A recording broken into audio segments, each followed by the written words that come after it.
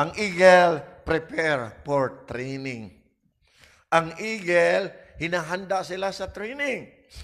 Nung bata pa yung mga eagle, tinitrain sila ng kanilang mother. Alam po ninyo, ang eagle, malaki ang babae. Ang lalaki, maliit. Kaya siyang patayin ng babae kasi ang mga eagle dito sa Pilipinas, malalaki yon, babae yon. At saka yung eagle na lalaki, maliliit yung eagle na lalaki. So tinitrain nila ang kanilang mga anak. Pagkatapos pag lumaki na ang kanilang anak, ang eagle ay turuan ng lumipad. Sa madaling salita, iniwan nila ang kanilang comfort zone. Iniwan nila ang kanilang comfort zone. So sa madaling salita, tayo mga eagle tayo, hindi tayo broiler na mga manok. Mga eagle tayo, amen?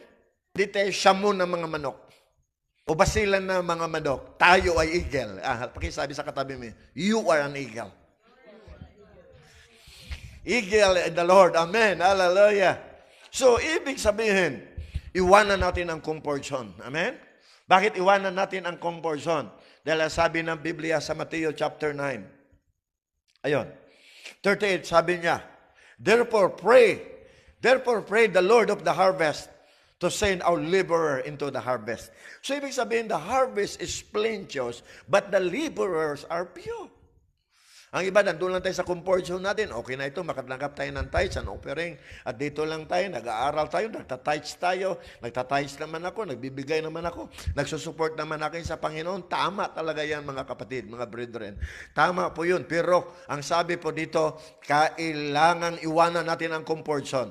Kailangan natin mag-produce. Kailangan natin mangaral. Ipangaral ang salita ng Panginoon. Amen? Kaya sabi ng John 15:16, you did not choose me, but I have chose you and appointed you that you should go and bear fruit and that your fruit should remain. So meaning, kailangan nating mamunga. Amen. So iwanan natin ang comfort zone. Dahil pagdating natin sa langit, mga kapatid, tanungin ng Panginoon, graduate ka ba sa medicine?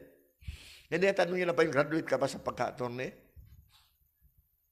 Ngunit ang tanungin ng Panginoon, ilang kaluluwa ang nadala mo sa aking paanan? Tanungin ng Panginoon, ilang taong ka nagsisilbi sa Panginoon? Sa akin, nandun ka pa sa libutan, 20, 30, 50 years? Tanong, ilang kaluluwa ang nadala mo? Baka sasagot, ganun pa rin Lord, wala pa rin. Nako po. So sa madaling salita, tayo iniligtas ng Panginoon, pinalabas tayo sa comfort zone para mangaral sa salita ng Panginoon. Amen?